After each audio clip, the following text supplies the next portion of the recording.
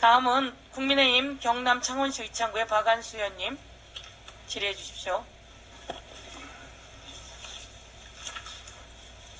시장님, 전 시장 재임 때에 보면 우리 서울시정에 있어가지고 민간위탁이라는 이름으로 전문성은 없는 단체에 아주 행정의 많은 부분을 이렇게 선정 과정도 불공정하고 사업 수행 전문성도 없는 기관에 단체의 위탁 운영을 굉장히 방만하게 하고 또 그 단체들이 정치적으로 편향된 그런 행정을 함으로 인해 가지고 국민들로부터 많은 불신을 받았는데 정리하셔야 되는 거 아닙니까? 간단하게 답변해 주십시오.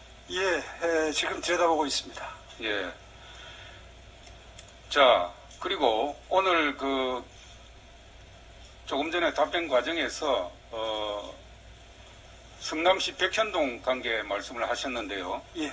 제가 볼 때는 이 대장동보다도 더한 특혜가 백현동 도시개발에서 이루어졌다. 저는 그렇게 생각합니다. 네. 어제 경기도 국감에서도 이야기가 나왔습니다만은 백현동 같은 경우에는 이재명 시장이 2016년도 지구단위 계획을 하면서 자연녹지 지역을 4단계나 격상시켜서 준주거지역으로 이렇게 변경을 해줍니다.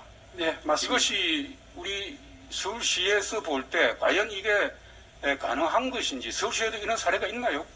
없습니다. 그리고 그런 일이 있다면 그것은 정말 크게 감사받을 일입니다. 아니, 시장께서는 이 백현동 개발 사례에 대해서 어떻게 생각하십니까? 구체적으로 한번 시장으로서 자치단체 간에 한번 입장을 한번 설명을 해주세요.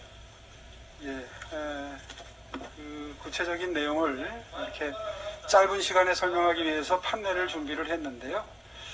정말 납득이 되지 않는 수의계약을 통해서 땅이 매각이 됩니다. 통상의 경우에는 토지 매각은 일반 경쟁을 해야 되는 게 맞죠. 그런데 백현동의 경우에는 수의계약이 됐습니다. 또 사전에 용도 변경을 해서 토지 가치를 높인 후에 매각을 해서 회수된 수익을 공공기관 이전 비용으로 충당을 해야 함에도 불구하고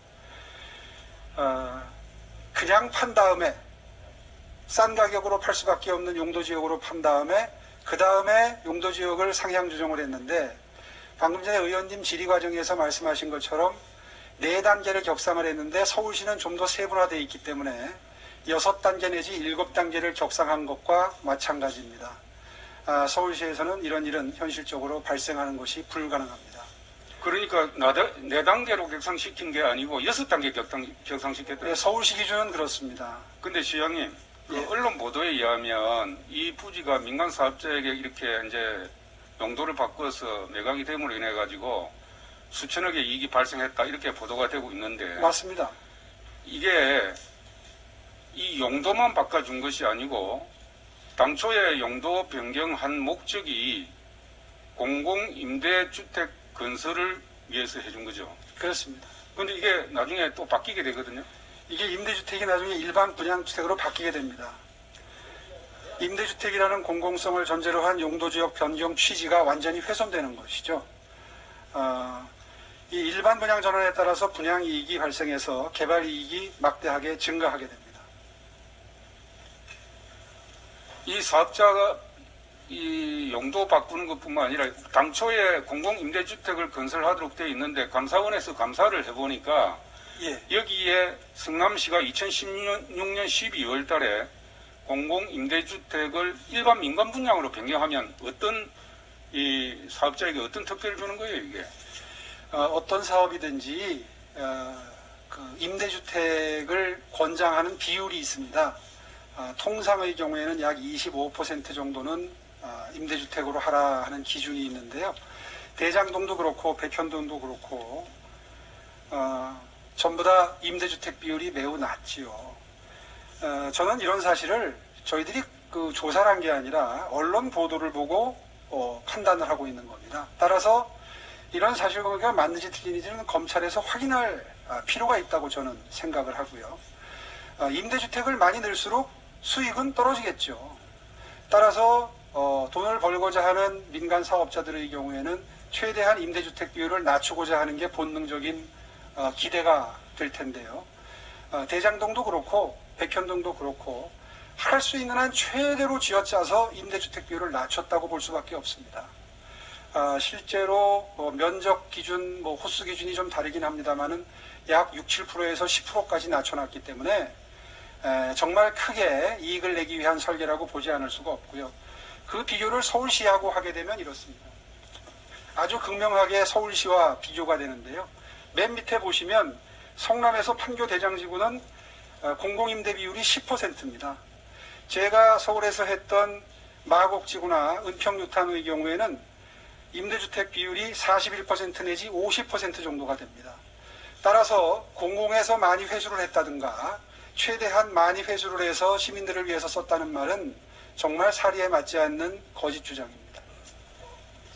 그리고 우리가 도시 개발을 하게 되면 도시 개발 구역의 지정권자가 시장입니다. 그렇습니다. 그렇기 때문에 도시 개발 계획의 핵심적인 사항인 토지 배분 계획이라든지, 토지 이용 계획이죠. 토지 이용 계획이라든지, 그리고 거기에서 나는 수익에 대한 처분 계획, 이런 것은 제가 생각할 때는 시장에게 보고가 되는 걸로 알고 있는데, 그거 보고되는 거 아닙니까? 그게 상식입니다.